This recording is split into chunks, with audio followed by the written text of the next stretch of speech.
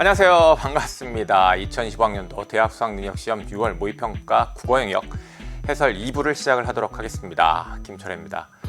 자, 우리 1부 공부 잘했죠? 자, 1부에서 여러분이 이번 시험에서 이제 어려워했을 12번에서 이제 17번 함께 이제 공부를 했는데, 다시 한번 좀 강조하고 싶은 말은 뭐냐면, 우리 문제 풀기라는 것이요, 읽기에 의해서 결정된다라는 겁니다. 그 말은 내가 잘 판단하지 못한 선택지가 있다고 한다면, 일단 틀린 선택지가 있다고 한다면, 그에 대해서 내가 어떻게 읽었길래 이걸 잘 판단하지 못한 거지? 어떤 부분을 좀 더 눈여겨서 어떤 정보를 좀 더 잘 이해를 했어야 되는 것이지? 내가 잘 이해를 못한 정보는 뭐지? 이 읽기에 대한 점검도 여러분이 반드시 하셔야 된다는 얘기입니다. 그냥 풀이 자체에 대한 설명만 듣고 아니면 그런 해설만 보고 이해했어 라고 넘어가면 안 됩니다. 그러면 성적이 안 오르는 거예요. 시험은요, 여러분이 시험장에 가서 스스로 읽고 푸는 거예요. 잘 읽어야 되는 겁니다. 그러니까 반드시 읽기 꼭 점검하고요. 자, 이 시간에 공부하는 것도 마찬가지입니다. 여러분이 과학 세트에서 좀 이것저것 좀 많이 틀렸을 수 있는데 꼭 그 틀린 것 관련해서 읽기 점검하고요. 문제 자체적으로 유념해야 되는 건 뭐냐면, 선생님이 일부에서도 함정이라고 강조한 게 있는데, 그 함정선지의 그 함정을 아는 것은 꼭 이제 문제와 관련해서 짚어야 되죠. 하지만 대부분 읽기와 관련이 있습니다. 알겠죠? 좋습니다. 자, 그러면 바로 이제 시작을 또 하도록 하겠습니다. 4번에서 7번 세트부터 함께 살펴보도록 하겠습니다. 사회이고요. 자, 이 사회 지문도 연계가 이루어졌습니다. 여기 과두제의 개념이 나와 있는데요. 이 과두제의 개념은 우리가 배경 지식으로 알고 있는 상태에서 이 글을 읽었어야 돼요. 일부에서도 그 가나 주제통합세 때 인문과 관련해 가지고 A어의 견해주장 그 핵심 내용은 이미 알고 있는 상태에서 그 글을 읽었으면 좀 더 빨리 정확하게 읽었다라는 얘기 했습니다. 이것도 마찬가지예요. 과두제의 개념이 알고 있는 상태에서 쭉쭉 읽어 내려갔어야 돼요. 요 사회에는 연계 정도가 좀 약해요. 이 연계 정도가 또 약하다는 건 요즘 어떤 트렌드냐면, 연계가 약하면 그만큼 변별력이 조금 낮아요. 그러니까 즉 좀 쉬운 문제들이 많아요. 그런데 연계가 많이 되면 될수록 오히려 요즘은 이 난이도가 높은 문제가 많이 나요. 그 점 여러분 꼭 생각하고요. 자, 연계에 대한 거는요, 저기 8번에서 11번 세트에서 선생님이 좀 다시금 한번 강조를 좀 하도록 하겠습니다. 자, 4번, 5번, 6번, 7번 문제를 좀 먼저 훑어보면, 4번 윗글의 내용 전개 방식으로 가장 적절한 것은이라고 되어 있습니다. 이런 문제 이제 읽은 다음에 풀어야 되겠죠. 5번 과두제적 경영에 대한 이해로 적절하지 않은 것이라고 되어 있는데, 과두제적 경영이 당연히 핵심 키워드고요. 우리의 읽기 목적, 과두제적 경영에 대한 그런 정보들을 하나하나 이해를 해야 되겠습니다. 그래서 5번 문제는 글을 읽으면서 해결을 하도록 하겠습니다. 6번 윗글을 읽고 추론한 내용으로 적절하지 않은 것이라고 되어 있습니다. 선택지 앞만 빠르게 훑어내리세요. 선택지를 하나하나 다 보는 거 아닙니다. 그렇다면 스톡 옵션이 반복되고 있는 게 보이고, 경영공시, 사회이사 제도, 경영공시, 사회이사 제도 역시 반복되고 있는 것을 확인할 수 있습니다. 그렇다면 당연히 읽기 목적이 스톡 옵션과 그 다음에 경영공시제도, 사회이사제도에 대한 이해가 읽기 목적이 돼야 되겠죠. 7번 윗글 바탕으로 보기를 이해 내용으로 가장 적절한 것은 이라고 되어 있습니다. 보기 X4는 하고 이제 4를 시작하고 있습니다. 1, 2, 3, 4, 5 선택지 그 보기에 대한 이제 어떤 이해, 판단이 나와 있는데, 사회 지문에서 보기에 사례가 나와 있다고 한다면 지문에 제시되어 있는 어떤 견해주장이나 개념이나 혹은 경제라고 한다면 원리방법에 관한 내용들이 이 사례에 적용되는 거거든요. 그렇다면 자, 어떤 내용이 이제 적용될지 함께 또 찾아봐야 되겠습니다. 자, 1문단. 여기 민주적 운영체제를 갖추었으면서도 실제로는 일부 소수에게 권력이 집중되어 있는 경우, 자, 이와 관련해 가지고 과두제의 개념을 매우 빠르게 짚었어야 됩니다. 이것은 연계된 개념이죠. 정치 조직에서뿐만 아니라라고 얘기하고 있는데, 수능 특강 실전 학습 즉 3부에 있는 그 지문에서는 정치와 관련해서 이제 과두제를 설명했습니다. 근데 이제 여기에서는 기업 경영과 관련해서 이제 설명하는 식으로 연계를 한 것이죠. 1문단 받고, 1문단과 관련해서는 5번에 뭐 특별하게 판단할 수 있는 선택지는 없을 거예요. 왜냐하면 1문단에 뭐 과두제 개념만 나와 있지 특별하게 뭐 정보가 많은 건 아니거든요. 그죠? 2문단 바로 보죠. 모든 주주가 경영제를 이루어 상호 협력 관계를 기반으로 기업을 운영하며 라고 얘기를 하고 있는데, 자, 여기 모든 주주가 경영진. 상호 협력 관계, 이런 핵심 키워드 중심으로 딱딱딱 좀 방점 찍으면서 이제 읽었어야 되는데, 이렇게 기업을 운영하는 거예요. 그리고 의사결정권도 균등하게 행사. 자, 이런 걸 뭐라고 하냐면 공동체적 경영이라 부르기도 한다라는 얘기인데, 그러면 지금 밑줄 친 말들은 결국 뭐에 밑줄을 친 것이냐면 공동체적 경영의 개념을 나타내는 핵심어구에 밑줄을 친 거잖아요. 네, 이렇게 개념을 나타내는 핵심적인 말들을 좀 딱딱 짚으면서 읽어야 됩니다. 더욱이 이 뒤에 보면 과도제적 경영이란 말이 나온단 말이에요. 그러면 이 둘은 대비되는 짝이지 않습니까? 그렇다면 더군다나 자, 여기 이제 그냥 읽었다 하더라도 뒤쪽에 과도제적 경영에 관한 정보와 자, 위에 공동체적 경영에 관한 내용을 견주면서 그 차이점을 정확하게 이제 파악하는 읽기를 했어야 되거든요. 그래서 특히 뒤쪽에 있는 걸 읽을 때 잘해야 돼. 뒤쪽에 있는 걸 이렇게 읽으면서 앞에 있는 거랑 잘 견주어야 돼요. 그렇다면 봅시다. 자, 경영진. 자, 모든 주주가 경영진인데 모든 업무와 관련해 이제 전문성 가진다는 얘기를 하고 있고요. 그 다음에 경영 수익에 관련된 중요한 사항들 주주들이 이제 공동으로 결정한다. 의사결정권 균등하게 행사하니까 공동으로 결정하겠죠. 그러나 기업의 규모가 이제 성장, 다양해지면서 소수의 의사결정에 따른 수직적 경영이란 말이 중요한 말들인 거 아닙니까? 왜죠? 여기 지금 모든 주주가 경영진이고 균등하게 행사한단 말이야. 근데 여기는 수직적 경영인 거예요. 그죠? 차이가 있죠. 공동으로 결정하는데 수직적 경영인 거예요. 그래서 이 수직적이란 말이 특히 이 앞에 있는 말과 차이점을 나타내는 말로 핵심어가 되는 겁니다. 이런 효율성을 지향하는 것이죠. 그게 이제 과도제적 경영입니다. 그럼 이제 과도제적 경영 관련해서 특히나 이제 앞에 내용과 견주어서 차이를 나타내는 말로 주목해야 되는 게 무엇인지 확인한 겁니다. 그렇죠? 자, 이렇게 읽었어야 되겠고요. 그다음에 이제 이렇게 이 문단을 이제 이해를 했으면, 자, 이 문단. 자, 5번 문제 1번 선택지 볼까요?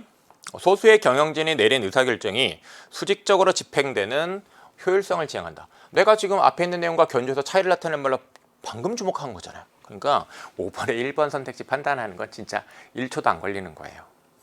그 다음에 아직 강한 결속력, 아직 이런 말 못 봤죠? 그 다음에 3번, 4번, 5번 아직 이 문단만 가지고는 판단이 안 되겠습니다.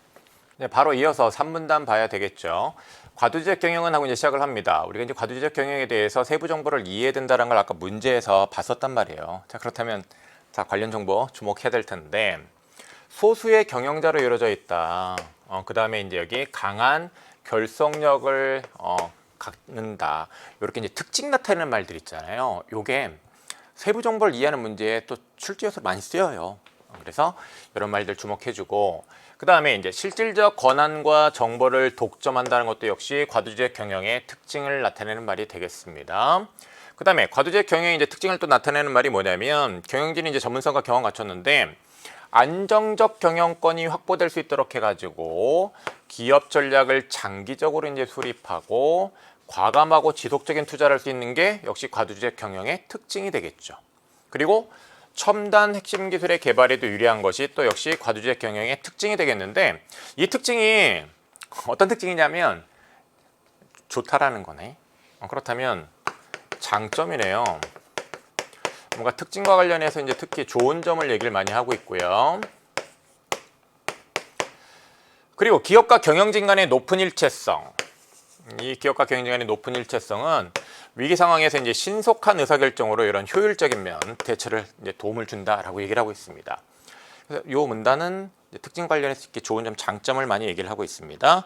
그럼 이제 이 3문단 관련해서 5번의 2번 선택지 강한 결속력을 가진 소수의 경영자로 경영진을 이루어 경영권 유지에 강점이 있다라고 얘기를 하고 있는데, 네, 소수의 경영자, 강한 결속력, 그래서 이제 운영, 안정적 경영권 확보될 수 있도록 합니다. 자, 이런 내용들을 근거로 삼아서 5번에 2번 적절하다 판단 가능하게 했고, 3번 경영권이 안정되어 중요 기술 개발에 적극적인 투자를 계속하는데, 네, 안정적 경영권 확보하도록 해가지고 과감하고 지속적인 투자를 할 수 있습니다. 이런 특징 나타내는 핵심적인 말들이 결국 선택지 나와 있죠.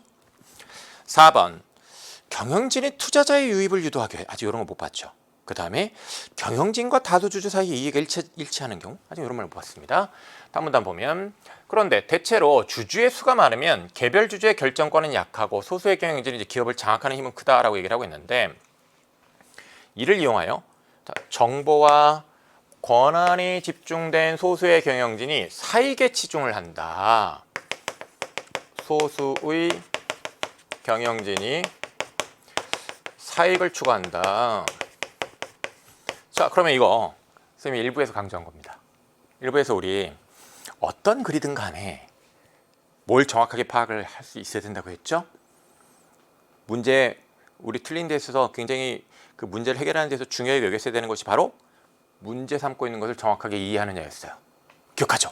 자, 문제 삼고 있습니다. 이게 문제점이라는 거잖아요. 주목해줘야죠. 그래서 다수 주주의 이익이 침해가 된다는 얘기란 말이야. 그러면 이 소수의 경영진이랑 다수 주주의 이익이랑 상충하는 거예요. 상충하잖아. 이런 문제가 있는 거잖아요. 그죠? 경영 성과를 실제보다 부풀려 투자를 유치를 해요. 네, 이렇게 실제로 부풀려 투자 유치하는 것.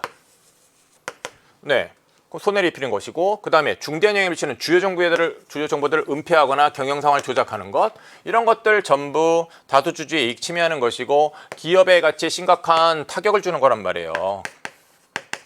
이 기업 가치를 떨어뜨리는 거야, 그죠? 이게 문제라는 거예요. 자, 이렇게 문제를 삼고 있는 것을 정확하게 이해를 했다고 한다면, 자, 5번에 4번 선택지 볼까요? 경영진이 투자자의 유입을 유도하기 위해 경영 성과를 부풀릴 위험성 문제점으로 짚었던 것이죠. 그래서 이제 그에 대한 대비가 이제 필요하겠죠. 5번, 경영진과 다수주주 사이에 이해가 일치하는 경우에는, 자, 이거는 이해가 일치하지 않는 거죠. 서로 상충하는 거잖아.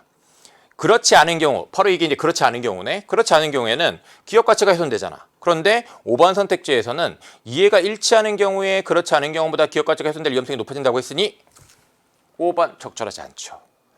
자, 그래서 이제 5번을 그 지점에서 잘 판단했어야 됩니다. 이제 4문단까지 읽고 5번 문제 정답 5번으로 확인했습니다. 다음, 여기 이제 이러한 문제점을 완화하기 위하여라고 얘기를 하고 있는데, 지금 요 문단은 특징과 관련해서 단점, 즉 문제점을 제시하고 있습니다. 지난 시간에도 또 얘기를 했던 거예요. 네, 또 나오네. 문제점 한 개 짚으면 대안방안 나오는 겁니다. 서로 엮어서 이제 읽어야 될 텐데, 문제점, 대안방안 나왔습니다. 그래서 이제 이 방안으로 이제 제시되는 게 뭐냐면, 급여 이외의 경제적 이익을 동기로 부여하는 거예요. 그래서 사익을 추구하지 않도록 하는 거죠. 일정 수량의 주식을 계약 시에 정한 가격으로 미래에 매수할 수 있도록 하는 겁니다. 이런 스톡옵션의 권리. 그러면 스톡옵션이 무엇인지 이 개념을 나타내는 말을 주목을 했어야죠. 미리 처음에 계약을 할 때 정하는 거예요. 이만큼의 주식, 자, 지금 정한 이 가격으로, 자, 미래 주식이 많이 올라도 이 가격으로 매수할 수 있습니다 하고 권리를 주는 거예요. 이 권리를 행사할지 말지 자유고, 이 말은 나중에 처음에 정한 가격보다 주식의 가치가 떨어졌어. 그러면 좀 더 기다릴 수도 있는 거 아닙니까? 나중에 행사할 수도 있는 것이고, 그 다음에 손해가 되는 일이라고 한다면 행사하지 않을 수도 있는 것이고, 그 다음에 매수 시점 유리하게 선택할 수 있는 거예요. 이게 이제 스톡옵션의 권리다. 스톡옵션의 권리라는 것이 문제 선택지에서 반복적으로 나왔다는 것은 우리가 6번에서 확인했었던 바입니다. 그러니까 당연히 이 부분을 주목하는 읽기를 해야죠. 그렇게 읽었어야 되는 것이고요. 또 아직 우리나라에 도입되지는 않았지만, 자, 기업의 주식 가치가 목표치 이상으로 올랐을 때, 올랐으니까 그만큼 이제 그 성과를 인정을 해줘서 그에 상응하는 보상을 이제 받도록 해주는 게 주식평가 보상권인 겁니다. 주식평가 보상권. 요것도 역시 무엇인지 그 개념 설명하고 있으니까 주목을 해줘야죠. 자, 그 다음에 계속해서 이제 대안방안 나오는데, 이번에는 공적 제도를 제시하고 있습니다. 공적 이 제도, 그 문제점을 이제 해결하기 위한 공적 제도인데, 정보 제공을 법적으로 의무화한 경영공시제도, 이거 선택지에서 봤던 거죠? 그러니까 당연히 주목해줘야지. 경영 투명성 높이는 거죠. 정보 제공을 투명하게 해서. 그 다음에 이렇게 정보를 제공하면 당연히 정보 격차가 줄어들 것이고, 기업의 이사회에 외부 인사를 이사로 참여시키도록 하는 사회이사 제도도 우리가 선택지에서 봤었는데, 이 사회이사 제도는 독단적인 의사결정을 이제 견제하는 거죠. 외부인사로 하여금 견제하게끔 하는 것이고, 그 다음에 좀 열린 거 아닙니까? 그러니까 폐쇄적 경영으로 인한 정보와 권한의 집중을 억제하는 그런 효과가 있는 것이지요. 네. 자, 이렇게 대한방위에 관한 내용들, 무엇인지 설명하는 것들 주목하여 읽었어야 되겠습니다. 자, 그러면 이제 4번 문제를 보도록 하겠는데, 이거는 내용 구조가 굉장히 비교적 뚜렷하죠. 처음에 과도제의 개념 제시했고요. 그 다음에 과도제적 경영의 장점 제시했고, 그 다음에 단점, 나쁜 점, 문제점 제시했고, 그 다음에 그 문제점을 해결하기 위한 방안 제시했어요. 그렇다면 그 흐름에 따라 개념, 과도제적 경영의 개념, 그 다음에 좋고 나쁜 점, 그 다음에 그 나쁜 점 관련하여 문제 해결하기 위한 방안, 보완책. 1번 답이죠. 유사한 원리들을 분석하는 내용, 하나의 이론을 통합하는 내용 없습니다. 그 다음에 대립하는 유형으로 이론적 근거의 변천 관점 설명하는 것도 없고, 가설 없고, 그죠? 그 다음에 문제 상황의 근본 원인을 진단하고, 뭔가 어떤 문제의 원인은 우리가 이제 파악할 수 있다고 볼 수 있겠는데, 이 과도제적 경영과 관련하여 어떤 문제점을 제시하고 있기 때문에 그에 대한 원인을 생각할 수 있는데, 근데 해결책에 대한 상반된 입장을 해설하는 내용은 없어요. 그 문제점을 해결하기 위한 대안 방안에 나와 있지만, 그래서 5번 답 아니겠죠? 그 다음에 이제 6번으로 가도록 하겠습니다. 외과를 읽고 추론한 내용으로 적절하지 않은 것은 하고 있는데, 훑은 것, 예측하게 하는 것. 지문 읽기 전에 선택지 앞에만 빠르게 봤었습니다. 그래서 우리가 스톡옵션의 권리, 자 스톡옵션 반복되고 있고, 경영공시, 사회이사 제도, 이런 말들 이제 주목해서 그에 관한 정보들을 이해하는 읽기를 했잖아요. 판단합시다.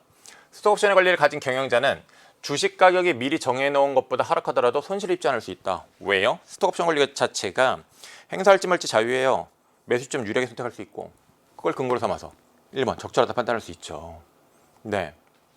그 다음에 스톡옵션은 경영자의 성과 보상에 미래의 주식 가치가 관련된다는 점에서 주식 평가 보상권과 차이가 있다고 되어 있는데, 자, 스톡옵션이 무엇인지 이해했고 주식 평가 보상권이 무엇인지 이해를 했는데, 스톡옵션은 일정 수량의 주식을 계약 시에 정한 가격으로 미래에 매수하도록 하는 거야. 그러면 미래에 매수한다라는 얘기는 뭐냐면, 처음에 정한 가격보다 미래의 주식의 가치 굉장히 높아졌다고 한다면 처음에 정한 그 낮은 가격으로 그 높은 비싼 주식을 살 수 있는 거거든. 그렇다면 스톡옵션도 미래의 주식 가치와 관련 있죠. 그 다음에 주식평가 보상권이 뭐냐면, 기업의 주식 가치가 목표치 이상으로 올랐을 때 그에 상응하는 보상을 하는 거예요. 즉 미래의 주식 가치가 올랐을 때 보상받는 거거든요. 그렇다면 주식평가 보상권도 미래 주식 가치와 관련 있네? 차이가 있다고 하는 게 틀렸네. 답 2번이죠. 이렇게 판단했어야 되겠고, 이렇게 어떤 대상 간에 견주는 것은요, 그 차이점을 정확하게 이해를 했느냐 못했느냐 늘 수능에 나와요. 그래서 우리가 이런 문제를 이제 정확하게 빠르게 풀었는지를 체크를 하고, 이렇게 대상 간의 정보를 견주어서 그 차이점을 파악하는 것을 자꾸 연습을 해줘야 되겠습니다. 3번 경영공시는 주주가 기업 경영 상황을 파악하여 기업 가치를 평가하는 데 유용한 제도가 될 수 있다는 것인데, 그렇죠. 이 경영공시 제도라는 것은 정보를 제공을 법적으로 이제 의무화한 거잖아요. 그렇다면 그 정보 제공을 받아서 기업 경영 상황 파악할 수 있는 것이고, 그걸 바탕으로 당연히 기업 가치 평가할 수 있죠. 사회이사 제도는 기업의 의사결정에 외부 인사를 참여시키는 것인데, 그것은 독단적인 의사결정을 견제하는 거예요. 경영의 개방성을 높이는 거죠. 경영공시제도랑 사회이사제도는 기업의 중요 정보에 대한 경영진의 그런 독점을 완화하게 위한 거죠. 그래서 이 경영공시제를 통해서 정보 격차가 이제 줄어들게 되는 것이고, 사회이사제도를 통해서 폐쇄적 경영을 위한 정보와 권한의 집중을 억제할 수 있습니다. 그런 내용들을 근거로 삼아서 5번 역시 적절하다고 판단할 수 있었습니다. 7번 보도록 하겠습니다. 이 사회세트에서는 이제 7번을 좀 많이 틀렸는데, 이 7번을 틀린 거는요, 좀 여러분이 실수를 한 전 측면이 있을 거예요. 그래서 요 정보 놓치면 안 됐구나. 어떤 그냥 내가 좀 시간에 쫓겨가지고 선택지를 좀 덩어리로만 이렇게 좀 그냥 어떤 판단을 하면 안 되는구나.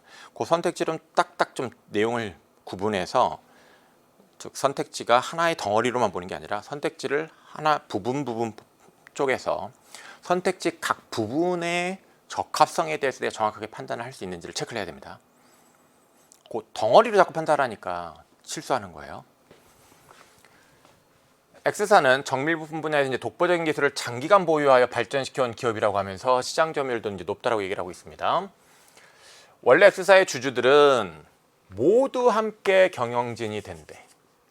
그래서 중요사항에 대해서 동등한 결정권을 보유한다라고 얘기를 하고 있는데, 쌤이 일부에서 보기 읽을 때 그냥 읽지 말고 지문이랑 대응시켜서 읽으라고 했죠.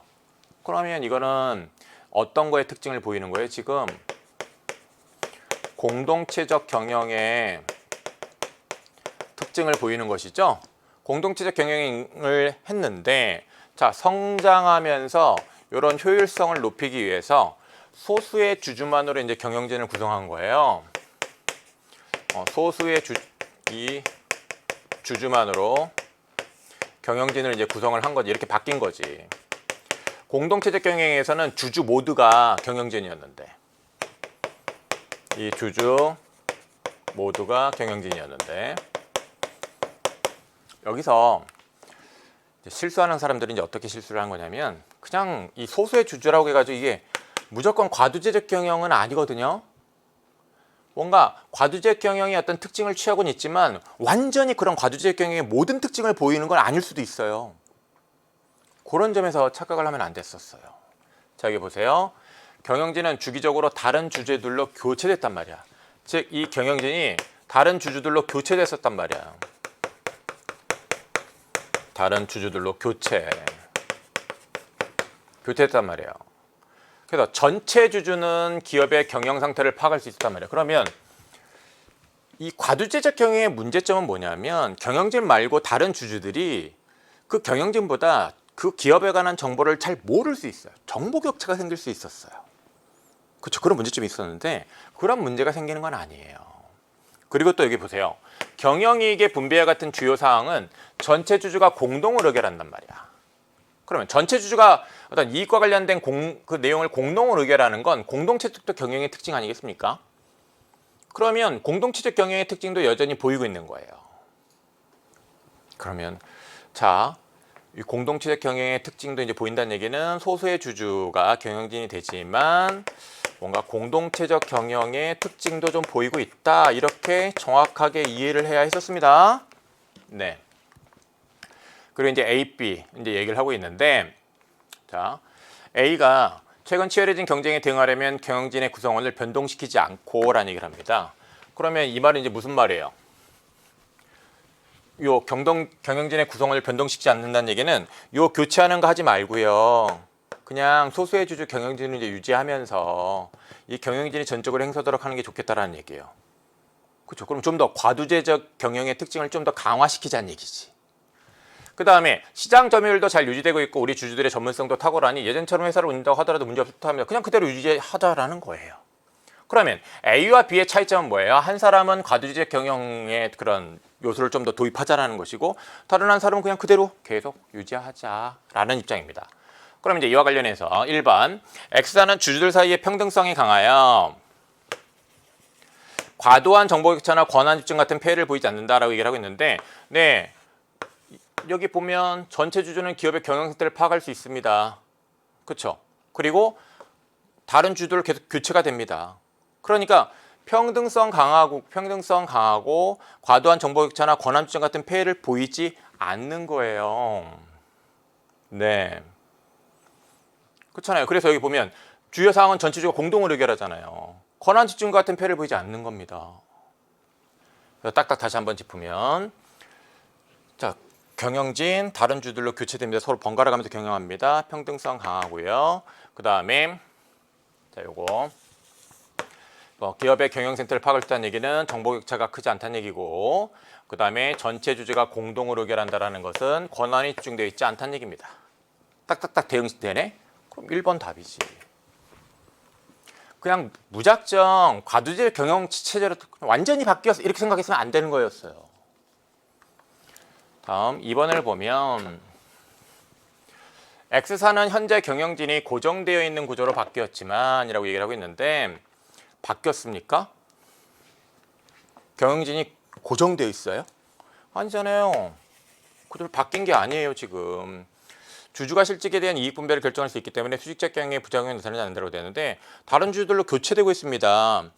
교체되는 거에 대해서 A가 제안을 한 거예요. 이렇게 교체하지 앞으로는 말죠 하고. 그러니까 현재 경영진이 교체되고 있는 구조예요. 고정되는 게 아니라. 2번 적절하지 않습니다. 3번 A는 결속력이 강한 소수의 경영진을 중심으로 운영되는 경영 방식을 여기서 함정을 여러분들이 짚었어야 돼요. 자, 이 3번 선택지와 관련해서 같이 이제 살펴봐야 되는 문제가 몇 번이냐면 12번입니다. 자, 12번에 이 4번 선택지에 대해서 선생님이 함정이 있다라는 얘기를 했었거든요. 지난 1부에서 12번의 4번이랑 그 다음에 이 7번의 3번이랑 함정 유형이 비슷한 거예요. 그래서 이 두 개의 선택지 둘 중에 하나를 틀렸든 아니면 둘 다 틀렸든 간에 이 함정에 대해서 앞으로는 꼭 유념해야 되겠습니다. 이거 살짝 끼워 넣은 거잖아. 잘못된 내용을. 살짝 끼워 넣기 한 거잖아 지금. A는 결속력이 강한 소수의 경영진을 중심으로 운영되는 경영 방식. 자, 소수의 주주만으로 지금 경영진을 구성을 했습니다.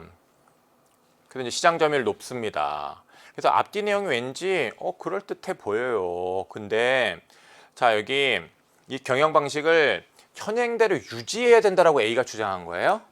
A는 뭐라고 얘기했습니까? 자, A는 경영진의 구성원을 변동시키지 않고 지금 현행은 교체하는 거거든요. 현행은 교체하는 건데 이 교체하는 걸 하지 말자라는 거야. 그러면 지금 이루어지고 있는 현행의 방식을 바꾸자라고 주장한 거잖아. 그런데 여기는 현행대로 유지하여라고 돼 있단 말이에요. 그러면 A의 말과 일치하지 않잖아요. A의 말과 일치하지 않는 내용을 살짝 끼워 넣은 거예요. 3번 적절하지 않습니다. 그 다음에 이제 4번을 보겠습니다. B는 수평적인 의사결정 구조의 전환을 최소한으로 이제 하여 효율적 경영을 유지해야 한다고 보는 입장이다라고 되는데, 수평적 의사결정 구조의 전환을 최소한으로 하여 현재 이 공동체적 경영의 특징 그대로 유지하자고 주장하고 있잖아요. 그러면 공동체적 경영의 특징을 축소하자라고 얘기한 거 아니잖아. 그런데 공동체적 경영의 그런 특징을 축소하자라고 말했다라는 것은 당연히 적절하지 않겠죠. 그죠? 적절하지 않습니다. 자, 그 다음에 5번을 보면 A와 B는 현재 X사가 경험과 전문성을 바탕으로 안정적인 과두적 경영을 하고 있다는 전제에서 논의를 한다라고 얘기를 하고 있는데, 지금 A는 어떤 얘기를 하고 있는 거냐면 과두제적 경영의 특징을 좀 더 강화하면 좋겠다라는 거예요. 그러면 안정적인 과두적인 경영을 하고 있다라고 전제하고 있다고 보기 어렵죠. 그 다음에 B는 어떤 입장이냐면 이런 공동체적 경영의 특징 그대로 유지하면 좋겠다라는 거야. 그러면 이 입장도 역시 과두적 경영을 하고 있다라는 그런 전제에서 논의를 하고 있다고 보기는 어렵죠. 그러니까 5번이 답이 될 수가 없겠습니다. 그래서 7번의 정답은 몇 번? 1번. 네.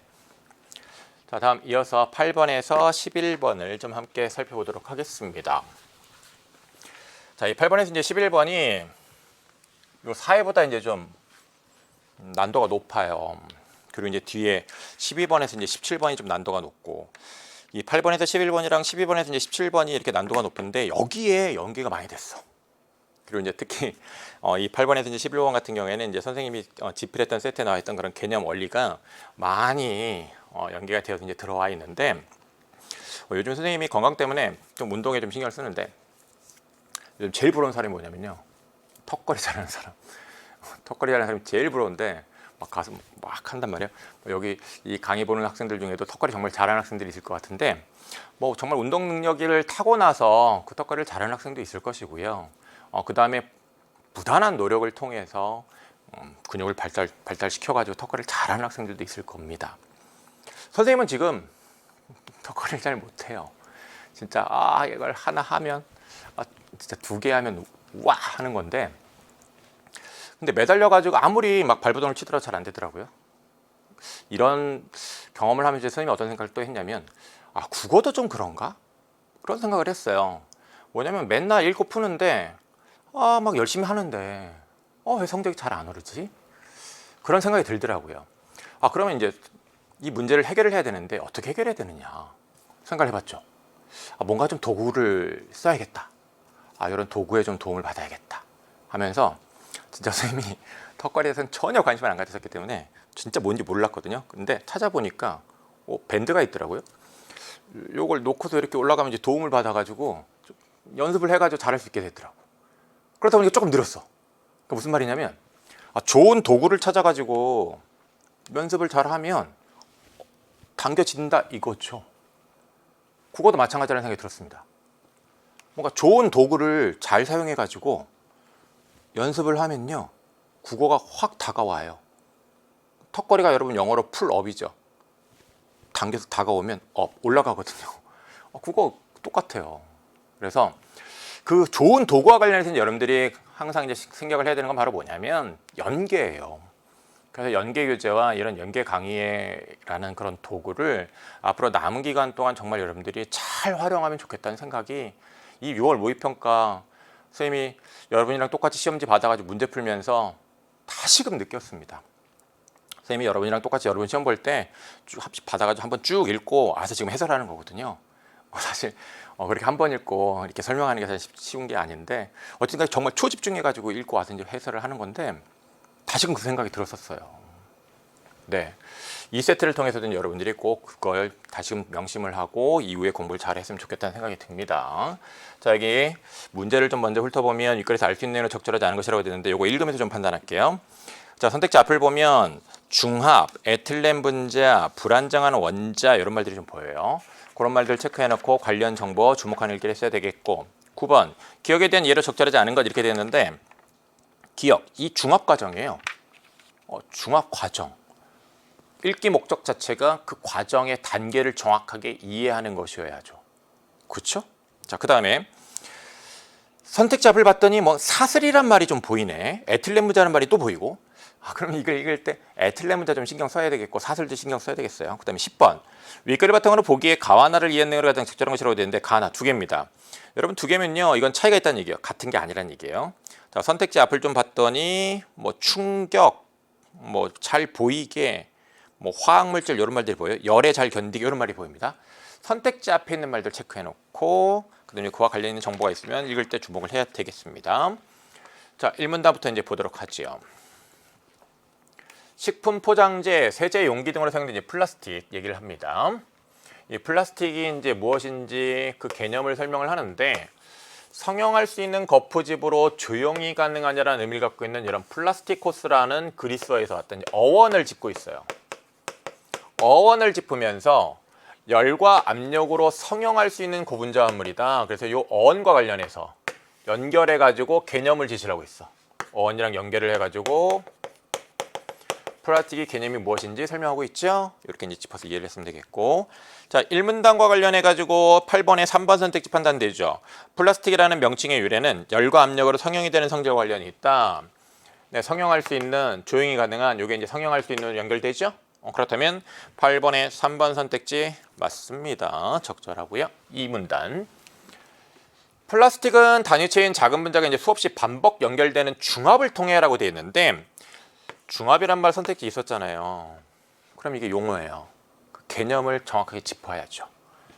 단위체인 작은 분자가 수없이 반복 연결된 거야. 이거 구성 요소예요. 그러니까 단위체 해가지고 쭉 연결된다는 얘기죠. 네, 그게 이제 중합이야. 이렇게 해서 중합을 통해 만들어지는 거대 분자가 이제 플라스틱이라는 얘기고요. 이 단위체들이 연결되어야 이제 플라스틱이 만들어지는 것인데 이 단위체들이 공유결합으로 이제 연결된다라는 거예요. 자, 이런 식으로 과학에서 개념이 연계가 됩니다. 개념이 연계가 되고요. 그 다음에 과학에서 연계가 되는 건 뭐냐면 원리 방법이 연계가 됩니다. 그래서 이 개념이랑 그 다음에 어떤 몸이면 뭐뭐다, 몸일성 뭐뭐다 하는 그런 이치, 원리에 관한 내용, 어떻게 해야 되는지에 대한 방법 이런 것들이 이제 연계가 되는데, 자 공유결합과 관련해 가지고요. 자 여기 분자를 구성하는 원자들이 서로 전자를 공유한다는 것. 이런 거는 이미 알고 있었어야 돼. 사실 공유결합 정도는 아마 공통과학 시간에서 이미 배우는 걸 알고 있는데 연계기조에서도 봤어야 되겠고, 그래서 꼭 화학을 선택한 학생이 아니더라도 사탐을 선택한 학생들이라도 연계기조를 통해서 이걸 알고 있어야 해요. 연계된 내용이니까 그게 독소의 연계예요. 그래서 이런 공유해가지고 안정한 상태가 된다는 것에 대한 개념이 머릿속에 이미 있었어야 됩니다. 그 지점에 대해서 이제 점검하고, 전자를 하나씩 내어놓는 것. 전자를 하나씩 내어놓으면 하나하나 한 쌍으로 결합되잖아요. 이렇게 한 쌍으로 공유를 하면 단일 결합이에요. 이 단일 결합이라는 개념도 연계된 거예요. 그 다음에 두 쌍을 공유하면 이중 결합이라는 것도 연계된 거예요. 그리고 여기 공유 전자쌍이 많을수록 뭐뭐다 이게 이제 원리를 기술하는 대표적인 형식인데 원자 간의 결합력이 강해진다라는 것도 이 원리도 그 수특 실전학습 2회의 과학 지문에서 연계된 겁니다. 그러면 지금 1, 2문단 저 연계 공부 제대로 했으면 금방 정말 빨리 읽는 거예요. 이미 다 알고 있는 거야. 그러니까 후루룩 지나가는 거지. 그만큼 시간을 벌 수 있는 겁니다. 시간 벌어야 되는 거 알죠, 여러분? 10분 남았습니다라는 신호가 딱 들리잖아요. 심장박동이 막 그냥 막 올라갈 수 있어요. 심장박동이 막 빨라지는 그런 경우는 뭐냐면 많은 문제가 남으면 그래요. 근데 거의 다 풀었으면 그렇게 심장박동수가 팍 올라갈 일이 없어. 그러니까 시간을 벌어야 될 때는 벌어야 되는데 그 시간 버는 것에 있어서도 연계라는 게 독소에서 작용한다는 거예요. 그걸 생각을 해야 되겠습니다. 대부분의 원자는 가장 바깥 전자 껍질의 전자수가 8개가 될 때 안정해진다라고 되는데 이것도 연계된 내용이에요. 그러니까 지금 지문의 앞부분이 거의 다 연계된 내용이죠. 이것은 작년 6월 모의평가, 9월 모의평가 수능에 이어 수능 때까지 일관되게 나타났던 연계의 특징입니다. 이번 시험에서도 마찬가지로 나타난 것이고요. 올해 수능에도 마찬가지로 나타날 겁니다. 그 말은 이 독서 공부를 통해서 당연히 독해력, 사고력 길러야 하지만 배경지식까지 그 연계 출제 포인트를 잘 짚어서 잘 쌓아서 가면 정말 지문을 빠르게 정확하게 이해할 수 있다는 얘기예요. 다음, 자 이거 옥텟 규칙이죠. 옥텟 규칙과 관련해 가지고 연계에 대한 내용으로 배경지식을 알고 있었어야 되겠고요. 그 다음에 이 탄소 원자 가장 바깥 전자 껍질에 4개 전자가 갖는다는 것도 이거 연계된 거예요. 다 이미 배경지식을 알고 있을 수 있는 것이었어. 그래서 전자를 공유하여 안정해질 수 있으며 공유결합을 통해서 이제 안정해지는 거죠. 다양한 형태의 이제 공유결합이 가능하고 거대한 분자의 골격을 이룰 수 있다고 얘기를 하고 있습니다. 자, 지금 이 문단 이제 읽었고요. 자, 이 문단 이해를 했는데 이 문단과 관련해서 8번의 1번 선택지 단위체들은 중합을 거쳐 거대 분자를 이룰 수 있다. 네, 단위체들이 연결되는 게 이제 중합이었습니다. 그래서 이제 거대 분자가 만들어지는 것이죠. 맞고요. 자, 그렇다면 이제 2번, 4번, 5번 3개 남았네. 다음 보면 플라스틱의 이제 한 종류 폴리에틸렌 설명하는데 자, 이 폴리에틸렌을 구성하고 있는 요소는 에틸렌 분자들이에요. 이 에틸렌 분자들이 연결돼 가지고 즉 이 중합 과정을 거쳐서 이제 만들어진 게 폴리에틸렌이라는 것인데 자, 에틸렌 구조에 대한 설명을 합니다. 구성 요소에 대한 설명을 하는데 2개의 탄소 원자와 4개의 수소 원자로 이제 이루어진다고 하는데 구성 요소죠. 그리고 이제 구조에 대한 얘기도 합니다. 2개의 탄소 원자가 서로 이중 결합을 하고 각각의 탄소 원자는 2개의 수소 원자와 단일 결합을 한다고 하는데 자, 이걸 딱 보자마자 탄소에 가장 바깥 전자 껍질에 4개의 전자가 있지. 4개의 전자 중에 2개는 이중 결합에 쓰이고 4개 중에 2개는 이중 결합에 쓰이고 남은 2개 각각 하나씩은 요 수소 원자와의 단일 결합에 각각 하나씩 쓰이는구나. 그러니까 총 4개가 그렇게 쓰였구나. 4개가 다 결합을 한 거구나. 이런 게 머릿속으로 빨리 이해가 됐어야 돼요. 그렇죠? 그러면 결국은 이 탄소 원자는 원래 가장 바깥 전자 껍질에 4개 전자 갖고 있는데 결합을 통해서 8개가 된 셈 아닙니까? 안정화된 거죠. 그렇죠? 그런 것까지 이해를 했어야 되겠는데 그래서 뭐 화학 공부하는 학생들은 이런 게 머릿속에 떠올랐을 수 있어요. 이중결합. 그래도 요 탄소 가장 바깥 전자 껍질에 4개의 전자가 있는데 2개는 탄소와 이중결합에 쓰였고 그 다음에 남은 2개 중에 하나 수소 이렇게 단일 결합을 쓰인 거죠. 얘도 마찬가지고 그런 겁니다. 그 다음에 이제 요 이중결합인데 즉 결합이 이제 이중으로 되어 있는 거잖아요. 요 이중결합에서는 한 결합이 다른 하나보다 끊어지기 쉽다라는 얘기를 한단 말이야. 그러면 이 2개의 결합 중에 하나가 다른 하나보다 좀 더 상대적으로 끊어지기가 쉽다라는 거예요. 그런 특징을 제시하고 있습니다. 네, 요 3문단 봤고요. 3문단 관련해서 8번의 2번 선택지. 에틸렌 분자에는 단일 결합과 이중 결합이 모두 존재한다. 이중 결합, 단일 결합. 그렇죠?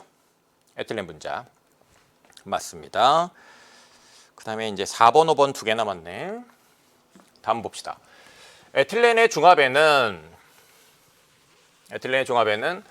여러 가지 방법이 있는데 이제 그 여러 가지 방법 중에 이제 어떤 방법을 이제 설명을 하고 있냐면 과산화물 게시제라는 걸 사용하는 걸 이제 설명하고 있습니다. 이 과산화물 게시제라는 거는 연계된 내용은 아니에요. 하지만 그 연계된 내용에 대한 이해를 하고 있다고 한다면 여기 있는 내용도 좀 더 쉽게 잘 이해할 수 있었습니다. 그게 이제 독소 연계 힘이죠. 자, 여기 이 과산화물 게시제가 열을 흡수하게 되면 가장 바깥 껍질에 7개의 전자가 있게 돼. 이거 뭐예요? 불안정한 상태지. 왜냐? 자, 옥텟 규칙과 관련 있잖아요. 대부분의 원자는 가장 바깥 전자 껍질의 전자수가 몇 개여야지 안정적이에요? 8개. 7개잖아. 그러니까 앞에 내용이랑 관련돼가지고 불안정하다는 걸 이해할 수 있는데 이걸 배경 지식으로 그냥 알 수 있었어요. 수특에 기반한 배경 지식으로. 수특에서 8개여야지 안정적이다라는 걸 우리 이미 알고 있을 수도 있거든. 자, 그래서 이제 불안정한 상태인데 이 불안정한 원자는 그렇죠? 이 불안정한 원자는 자, 7개니까 다른 하나랑 결합하려고 할 거 아니야. 뭔가 다른 하나랑 결합해서 가장 바깥의 전자 껍질 8개로 그 전자를 8개로 만들려고 할 거 아니야. 그러다 보니까 자, 여기 요 두 개의 결합이 있잖아요. 요 두 개 중에 하나는 좀 상대적으로 끊어지기 쉽다고 그랬잖아. 그 상대적으로 끊어지기 쉬운 애. 상대적으로 끊어지기 쉬운 애를 끊어버리는 거야. 끊어가지고 에틸렌의 한쪽 탄소 원자랑 요 한쪽 탄소 원자랑 단일 결합을 하는 거야. 이 한쪽 탄소 원자랑 전자를 공유하면서 단일 결합을 하는 거지. 그렇죠? 그러면 이쪽에 전자 하나 홀로 쓸쓸히 결합 못하고 있는 전자 있어요, 없어요? 홀로 쓸쓸히 결합 못하고 있는 전자 이쪽에 하나 있죠. 한쪽 있단 말이야. 그러면 자, 여기 한쪽 탄소 원자 자, 전자 공유됐는데 다른 쪽 탄소 원자에는 공유되지 못한 홀로 남은 전자가 있단 말이야. 이쪽에 홀로 남은 쓸쓸히 남은 전자가. 그죠? 그러면 이쪽도 역시 불안정해져서 안 불안정해졌어요? 불안정해졌잖아. 그러면 이 불안정한 애가 또 다른 데 가서 결합하려고 들어 안 들어요? 결합하려고 하겠지. 그 에틸렌 분자 이중 결합되어 있는 거 그 상대적으로 결합이 약한 거 끊어가지고 또 결합하려고 하겠지. 그러면 또 홀로 남은 전자 생겨 안 생겨? 불안정한 원자 또 생기죠. 불안정한 탄소 원자가 또 생기죠. 요 불안정한 탄소 원자가 다른 에틸렌 분자 반응을 해가지고 또다시 불안정한 탄소 원자를 만들어내. 이와 같은 반응이 계속 이어지는 거지. 그러니까 불안정해지는 탄소 원자가 계속 생기는 거예요. 이 과정을 이해를 했어야 됩니다. 자, 선생님이 국어 선생님인데 이게 국어 선생님이지만 때로는 이렇게 과학 선생 빙의를 하기도 해요. 그죠? 자, 이렇게 이 과정을 이해를 해야 했고요. 그리고 또 이제 계속 그 뒷부분에 이제 내용들도 이해를 해야 되는데 그래야 이제 미툴진 기억, 이 중화 과정을 정확하게 잘 이해한 게 되는데 봅시다. 다음 단계. 에틸렌 분자들이 결합하여 더해지면 자, 이렇게 불안정한 탄소 원자들을 생성하면서 에틸렌 분자들끼리 계속 결합되는 거 아니야. 여기서 생성된 여기 이 불안정한 탄소 원자 얘 때문에 얘가 다른 에틸렌 분자로 가가지고 자꾸 결합을 한단 말이에요. 결합을 하면서 계속 불안정한 탄소 원자가 계속 발생하면서 또 결합하고 계속 결합한단 말이야. 그러니까 결합하면서 사슬 형태를 이루는 거예요. 그래서 이 사슬이 계속 지속적으로 성장하겠지. 그러면서 이제 사슬 끝에는 불안정한 탄소 원자가 존재하게 되는 거지. 그러면 불안정한 탄소 원자가 생성되는 건 사슬의 양쪽 끝부분에서 생성되는 거예요? 아니잖아요. 생성되면서 한쪽 끝에 존재하게 되는 거잖아요. 자, 여기 아마 9번 문제 틀린 학생들은 으악 했을 수 있는데 9번에 1번도 함정입니다. 이 9번에 1번도 요즘 평가원에서 많이 쓰는 함정 스타일인데 그거 이따 9번 문제 할 때 같이 공부 좀 하도록 하고요. 과정의 단계에 대한 정확한 이해를 해야 된다는 얘기입니다. 성장하는 두 사슬의 끝이 이제 서로 만나 결합하여 이 두 사슬의 이 끝부분에 불안정한 탄소 원자가 있잖아요. 이 불안정한 탄소 원자끼리 결합해가지고 안정된 상태가 이제 되게 되면 반복적인 반응이 멈추게 된다라는 겁니다. 이제 이 중합 과정을 거쳐서 에틸렌 분자들이 이제 폴리에틸렌이라는 고분자 화물이 된다라는 얘기를 하고 있습니다. 자, 그리고 이제 여기 플라스틱을 이루는 거대한 분자들은 길이가 길다라는 얘기를 하고 있는데 개념어가 나와 있네. 결정 영역. 사슬들이 일정한 방향으로 나란히 배열되는 게 결정 영역인데 이거 이제 부분적으로 있을 수 있대요. 그러면 여기에 결정 영역이 차지하는 부분의 비율이 조절이 가능하고 물성, 그 물질이 갖고 있는 특성에 영향을 미친다라고 얘기를 하고 있는데 자, 물성에 영향을 미친다라는 게 여기 나와 있습니다. 영향이 나와 있는데 이게 뭐뭐일수록 뭐뭐다라고 해가지고 원리로 제시가 되어 있어. 그리고 이 물성에 영향을 미치는 이 원리에 관한 내용이 선택지에서 본 거란 말이에요. 그래서 이제 여러분들이 또 잘 판단을 했었어야 되는데 자, 요 8번에서 4문단과 관련해가지고 잠깐만. 요 5문단 여기 보이잖아요. 4문단 다 보고서 8번에 4번 선택지 판단할 수 있었죠. 불안정한 원자를 가진 에틸렌은 과산화물 게시제를 쓰면 분해되면서 안정해진다라는 얘기를 하고 있는데 이거는 관계를 잘못 제시한 거죠. 과산화물 게시제를 쓰게 되면 에틸렌 분자가 불안정해집니다. 그러니까 불안정 원자를 가진 에틸렌이 과산화물 게시제에 의해서 안정해진다고 설명하는 거는 지문의 내용이랑 부합하지 않죠? 4번을 답으로 골랐어야 되겠고요. 자, 그러면 여기 자, 뭐뭐일수록 선생님이랑 공부하는 학생들은 이 부분 당연히 기본적으로 주목합니다. 왜냐? 선생님이 하도 많이 강조를 해가지고 이런 식으로 기술되는 거는요. 선생님이 예전부터 한 10수년 전부터 선생님이 출제하면서 이런 정보들을 가지고 하도 많이 이제 문제를 만들다 보니까 이런 걸 정리해서 학생들이 알려주면 좋겠구나 해가지고 이제 선생님이 처음으로 이제 이런 것들을 정리해서 이제 알려주기 시작했는데 이게 바로 원리, 인과관계를 제시하는 가장 대표적인 기술 형식입니다. 이런 형식으로 비례 반비례 관계도 많이 제시가 되죠. 이 앞쪽의 내용이 특히 이제 원인 이유가 제시가 되고요. 뒤쪽의 내용이 결과가 제시가 돼요. 결정력이 많아진다는 게 원인 이유가 되잖아요. 원인이 되잖아요. 그래서 유연성이 낮아. 이런 것들은 반드시 이렇게 좀 표시를 해서 버릇하세요. 문제 풀 때 꼭 필요해요. 그래서 이걸 이제 표시를 하면서 이제 읽으면 되는데 이런 게 이제 머릿속에 들어와 있다라는 측면에서 잠깐 정리를 하고 가면 결정 영역이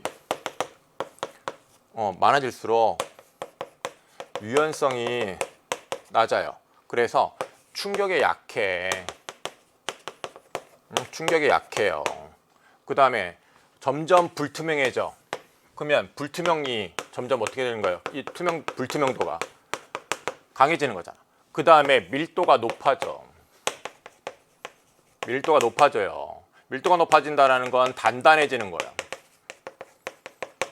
물성에 영향을 미치잖아요. 그 다음에 화학물질에 대한 민감성이 감소해.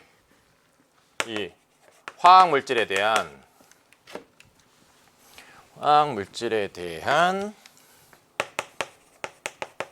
민감성이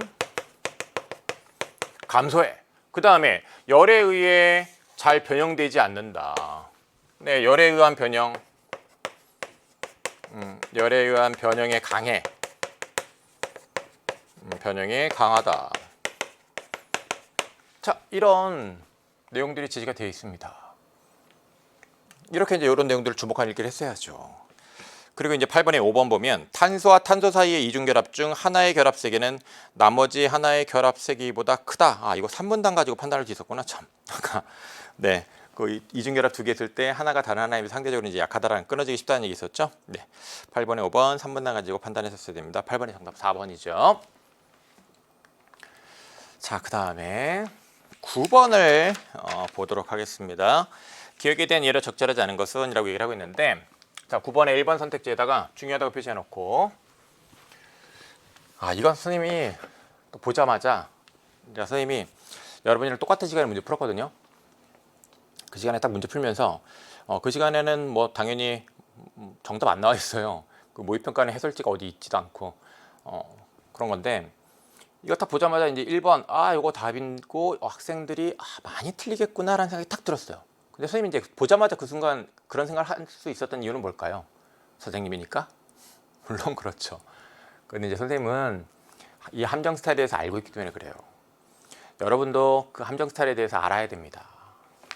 자, 여기 이 1번 선택지는요, 지문이랑 매우 비슷하게 생겼어.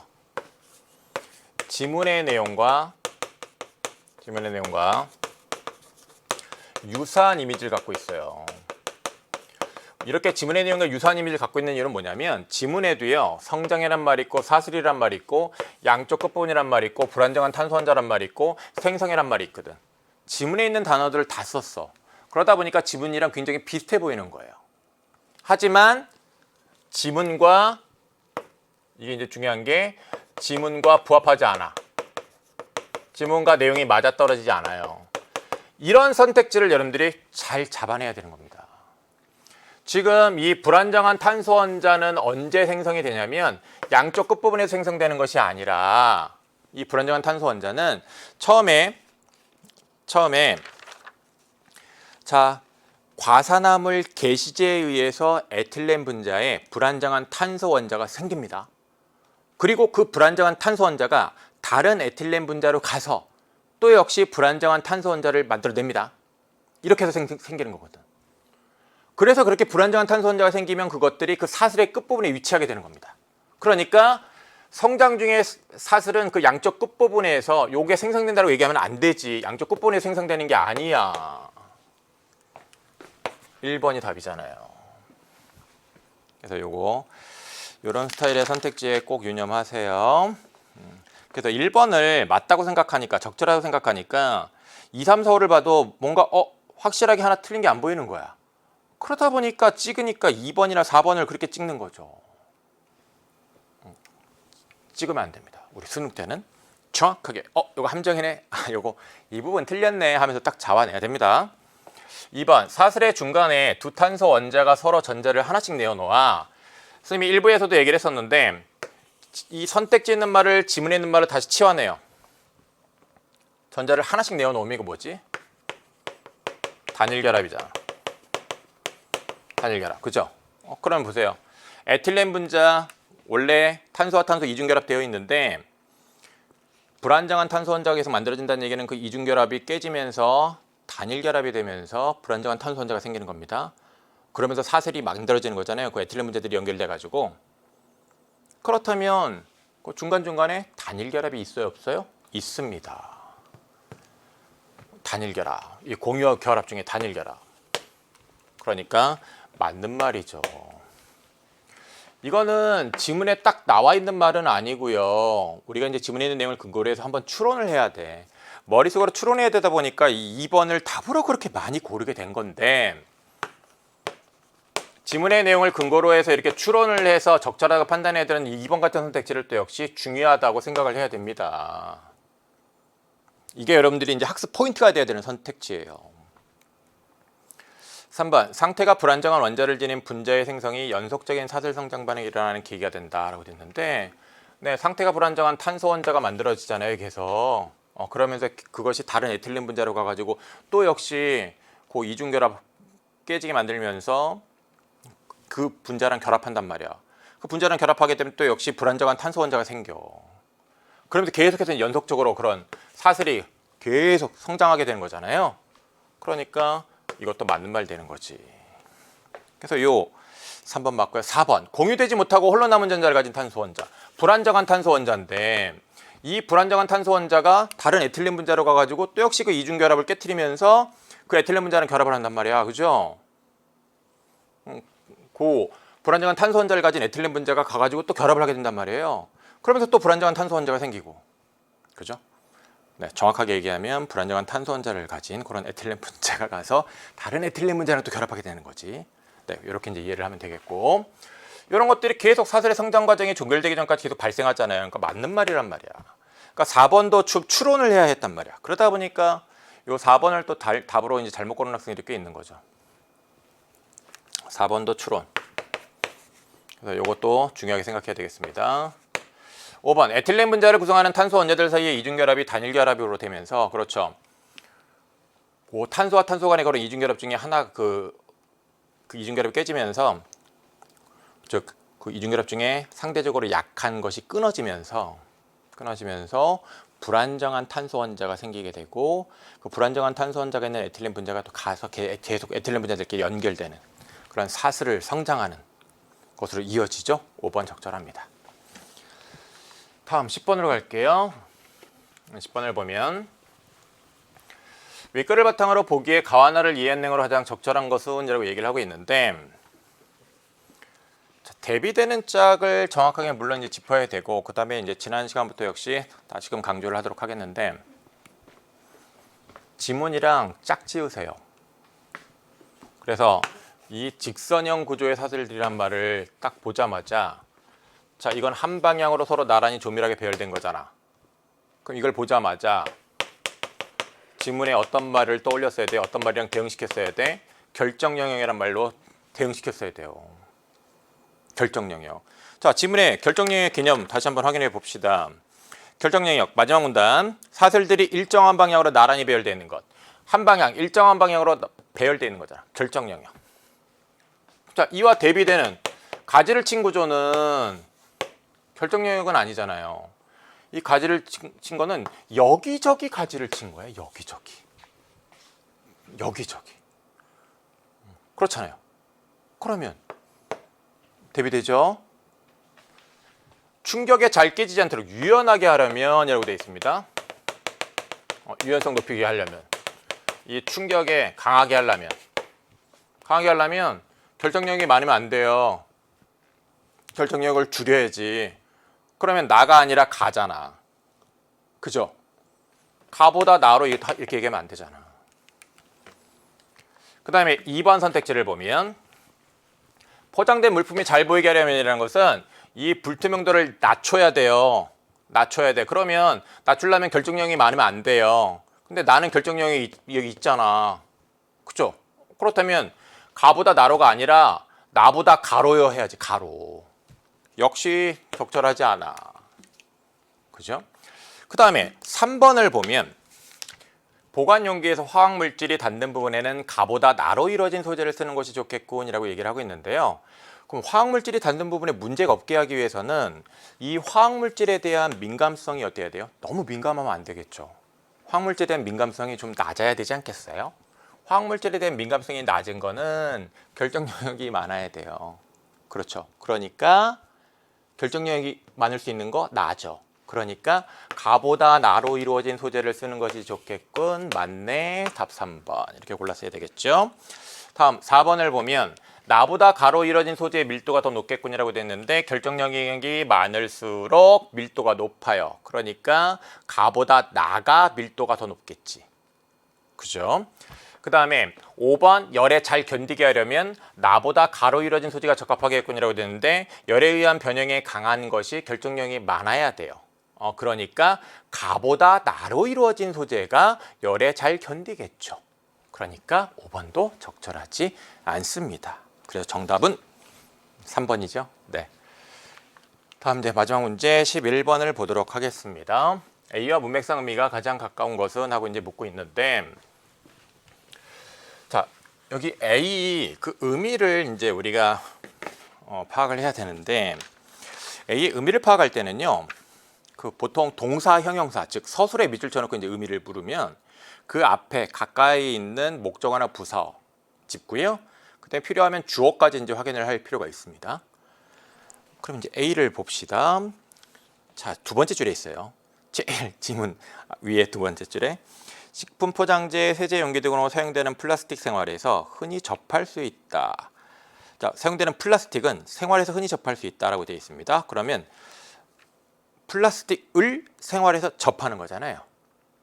그래서 앞에 목적어가 있고 그 목적어에 해당되는 거를 일상에서 접한다, 일상에서 경험하는 거죠. 그렇죠? 그렇다면 이제 1, 2, 3, 4, 5에서 그럼 목적어를 취한 서술어로 뭔가 경험한다라는 그런 의미를 나타낼 수 있는 것 답으로 골라야 되겠습니다. 자, 그러면 여기 신도시 아파트가 서로 접해 있죠. 앞에 목적어 안 보이는데? 그러면 자, 여러분 문장의 의미, 그 단어의 의미가 가장 유사하려면요, 그 서술어가 필요로 하는 앞에 자릿수, 문장 성분도 같아야 돼요. 그래서 앞에 목적어가 있으면 비슷한 애는 걔도 마찬가지로 앞에 목적어가 있어야 돼요. 당연히 틀렸죠? 네, 그렇게 빨리 판단했어야 되고요. 이거는 이제 아파트끼리 서로 있다 있는 거죠.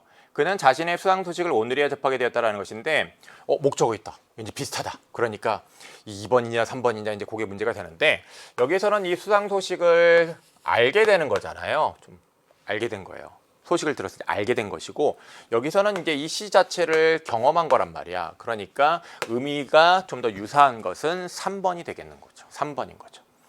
그 다음에 여기에 보면 삼면이 바다에 접해 있다. 역시 목적어가 보이지 않습니다. 그러니까 이것도 역시 뭐 답이 안 되겠고, 공원을 접하고 있다. 뭔가 목적어가 있지만 의미를 따져보면 집과 공원이 있다 있는 거잖아요. 어떤 경험하다 그런 의미는 아니잖아요. 그러니까 5번이 역시 또 답이 될 수 있는 건 아닙니다. 그러니까 3번이 정답이겠죠. 네. 자, 여기 어휘 문제까지 함께 이제 다 살펴봤고요. 우리가 이 4번에서 이제 11번 함께 이제 공부를 했는데, 4번에서 7번 세트보다 8번에서 11번 세트가 상대적으로 이제 좀 어려웠다라는 건 여러분들 누구나 느꼈을 겁니다. 앞으로도 이제 공부를 할 때요, 이렇게 어려운 것일수록 연기가 좀 더 확실하게 된다는 생각을 가지고 그런 연기에 대한 대비를 또 잘하는 공부를 하기 바랍니다. 여러분 응원하겠습니다. 알겠죠? 좋습니다. 자, 힘내시고요. 끝까지 최선을 다해서 좋은 결실 거두기 바랍니다. 자, 저는요 6부에서 언어와 매체로 또 함께 공부하도록 할게요. 6부에서 만나요. 안녕.